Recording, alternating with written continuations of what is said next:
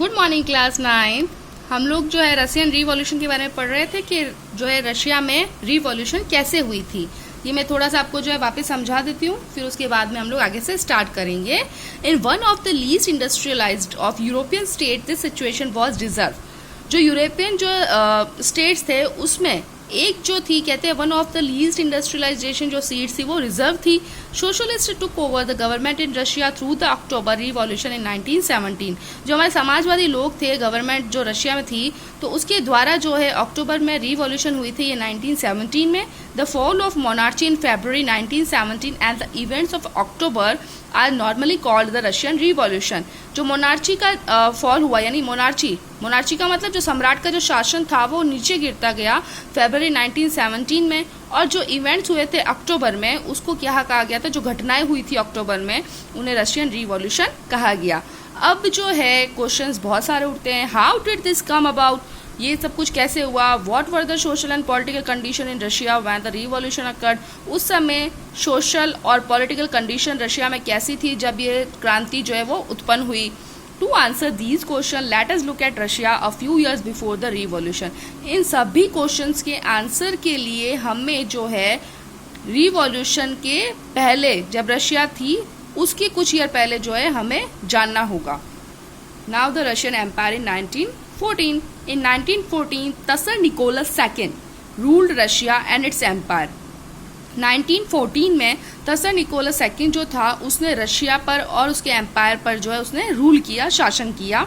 Decides the territory around Moscow, तो दूसरी तरफ जो उसके क्षेत्र थे जैसे मॉस्को था, the Russian empire included current day Finland, Latvia, Lithuania, Estonia, ये सारे के सारे जो है ना रशियन एम्पायर के साथ साथ में इंक्लूडेड थे, यानी कि उसके आसपास के जो क्षेत्र थे वो इन सब के नाम जो है ये दे रखे हैं। Parts of Poland, Ukraine and Belarus, जो भी पार्ट्स ऑफ पोलैंड थे, पोलैंड के कुछ जो क्षेत्र थे यूक्रेन एंड बेलारस थे, it staged to the Pacific and comprise today's Central Asian states as well as Georgia, Armenia and Azerbaijan। तो ये जो थे उन्होंने क्या किया, अपनी जो एम्पायर जो था उसको बढ़ाया और उसमें जो है आज का कंप्राइज का मतलब शामिल करना, स्ट्रेज इज दैट मीनिंग बढ़ाया। तो अभी जो टुडेज सेंट्रल एशियन स्टेट्स जो थे उसमें जॉर्जिया, आर्मेनिया और अजरबेनिया को भी शामिल कर दिया। The majority religion was Russian Orthodox Christianity, which had grown out of the Greek Orthodox Church, but the empire also included Catholics, Protestants, Muslims and Buddhists। जो मेजॉरिटी रिलीजन था रशियन का, ठीक है, उसमें ऑर्थोडॉक्स क्रिश्चियनरी, यानी कि आपको पता है कि अभी तक में हमने जितने भी देखे हैं सम्राटों ने ज़्यादा से ज़्यादा जो है अपना हम लोगों ने देखा ईसाई धर्म से रिलेटेड ही थे, तो वो लोग भी जो ईसाई धर्म से रिलेटेड ही थे। Which had grown out of the Greek Orthodox church, church का नाम था ऑर्थोडॉक्स, वो जो ग्रीक में स्थापित था, तो वो लोग क्या करते थे, but the empire also included, लेकिन उसी एम्पायर के अंदर कैथोलिक्स भी थे, प्रोटेस्टेंट भी थे, मुस्लिम भी थे और बुद्धिस्ट भी थे, ठीक है। हालांकि जो है उनका एक ही जो मोटिव वो क्या था, क्रिश्चियनरी था, ऑर्थोडॉक्स क्रिश्चियनरी, लेकिन जो इसमें ये भी शामिल थे। कैथोलिक्स आप हम लोग पहले पढ़ चुके हैं, प्रोटेस्टेंट भी पढ़ चुके हैं, ओके। अब आपका नेक्स्ट आता है इकोनॉमी एंड सोसाइटी। अब वहाँ की अर्थव्यवस्था और समाज कैसा था। At the beginning of the 20th century, the vast majority of Russia's people were agriculturists। जब 20th century स्टार्ट हुई थी तो एक बहुत बड़ा रशिया का जो पार्ट था उसमें वहाँ के रहने वाले लोग जो थे वो किसान थे। एग्रीकल्चरिस्ट का मतलब यहाँ पर किसान है, एग्रीकल्चर वो अलग है और एग्रीकल्चरिस्ट यानी कि किसान, ठीक है, farmer. About 85% of the Russian Empire's population earned their living from agriculture। About 85% of Russian empire population, आप देखो 85% अगर रशियन एम्पायर की जो जनसंख्या थी तो उनका जो जीवन यापन जो था या उनके रहने की जो खाने पीने की सब कुछ जो किस पे, एग्रीकल्चर पे डिपेंड था। अभी तक में आप हिस्ट्री उठा के देख लो बेटा, हर एक चीज़ में हमने देखा कि सबसे बड़ा या बोलते हैं ना कि अपना जीवन यापन करने के लिए लोग हमेशा सबसे पहले एग्रीकल्चर को यूज़ करते हैं। तो वैसे ही जो है रशियन एम्पायर भी जो थी वहाँ की पॉपुलेशन भी बहुत ज़्यादा थी और वो जो सिर्फ कृषि पर डिपेंड थे। This proportion was higher than in most European countries. ये जो तुलना, प्रोपोर्शन का मतलब कंपैरिजन करना, ये जो कंपैरिजन था वो बहुत ज़्यादा था मोस्ट यूरोपियन कंट्रीज के अंदर। For instance in France and Germany the proportion was between 40% and 50%।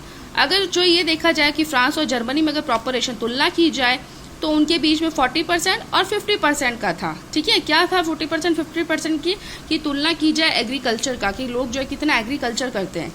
In the empire, cultivation produced for the market as well as for their own needs, and Russia was a major exporter of grain. तो जो empire के अंदर खेती जो होती थी वो market के अंदर वो अपना माल बेचते थे अपनी ज़रूरतों के हिसाब से, और रशिया जो था वो एक मेजर जो है एक्सपोर्टर माना जाता था, यानी कि माल भेजने वाला माना जाता था। यानी कि रशिया का देखो कल्टीवेशन जो है वहाँ पर बहुत ज़्यादा था, तो इसलिए जाहिर सी बात है वो बाज़ार में या फिर अपनी मंडियों के अंदर माल ले जाते उन्हें बेचते, तो इसीलिए रशिया को क्या बोला गया था कि सबसे ज़्यादा मेजर एक्सपोर्टर है ग्रेन का, अनाज का। Industry was found in pockets, industry जो थी वो उनकी आमदनी भी थी। पॉकेट्स का मतलब तो वैसे जेब होता है, लेकिन यहाँ पर जेब नहीं है, यहाँ पे उसका मतलब है आमदनी। ठीक है, इंडस्ट्री जो थी वो भी उनकी आमदनी का हिस्सा थी। Prominent industrial areas were Saint Petersburg and Moscow. जो फेमस इंडस्ट्रियल एरिया थे वो कहाँ पर थे? सैंट पीटर्सबर्ग में और मॉस्को में। Craftsman undertook much of the production but large factories exerted alongside craft workshop. Craftsman जो थे वो प्रोडक्शन का एक बहुत बड़ा देखरेख भी करते थे, लेकिन बड़ी फैक्ट्रियों के अंदर जो है वो साथ साथ में कास्ट वर्कशॉप भी वहाँ पर उसके साथ होते थे। ठीक है, क्राफ्ट्समैन जो होते थे उनका काम फैक्ट्रियों में जो है देखरेख भी करना होता था और उसी के साथ साथ वो फैक्ट्रियों में काम भी करते थे। Many factories were set up in the 1890s when Russia's railway network was extended.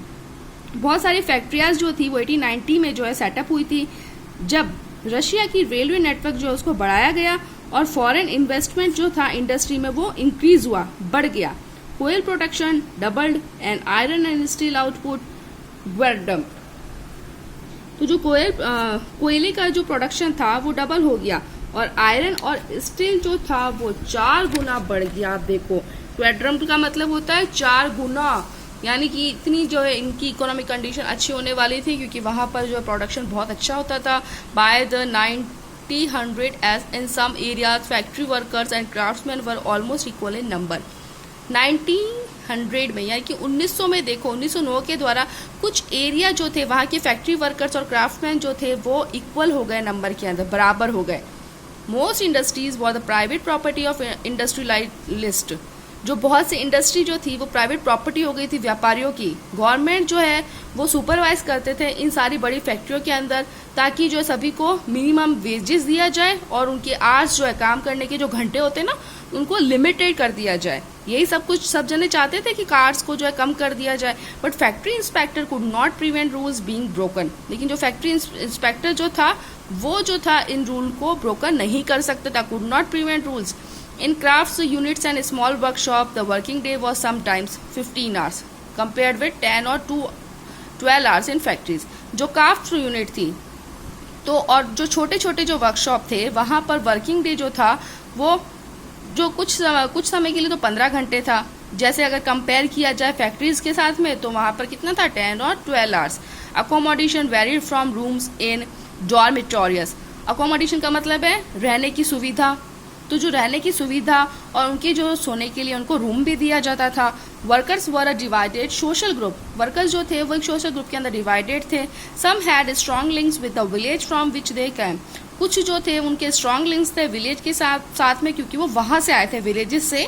Others are had settled in cities permanently, और उसमें से कुछ ऐसे लोग जो थे वो सिटीज में ही परमानेंटली शिफ्ट हो गए थे या सेटल हो गए थे। Workers were divided by skill. Workers जो थे वो अपने गुणों के आधार पर, अपनी योग्यताओं के आधार पर डिवाइडेड किए गए थे। Metal worker of centre Petersburg recalled. एक मेटल वर्कर जो था सेंट्रल पीटर्सबर्ग का, उसने ये कहा metal workers consider themselves aristocrats among these workers. Metal workers जो थे वो अपने आप को कंसिडर करते थे रईस लोगों की तरह अदर वर्कर्स के साथ में। Their occupation demanded more training and skill. उनके जो ऑक्यूपेशन थे वो डिमांड करते थे ट्रेनिंग और स्किल पे। Woman made up 31% of the factory labour. Woman जो थी वो 31% ऑफ द फैक्ट्री लेबर पे थी जो 1914 में फोर्स की गई थी, but they were paid less. लेकिन उनकी जो है उनकी तनख्वाह हम लोग बोली जाए तो बहुत कम थी पुरुषों के मुकाबले। औरतों की तनख्वाह बहुत कम थी, बिटवीन हाफ एंड 3/4।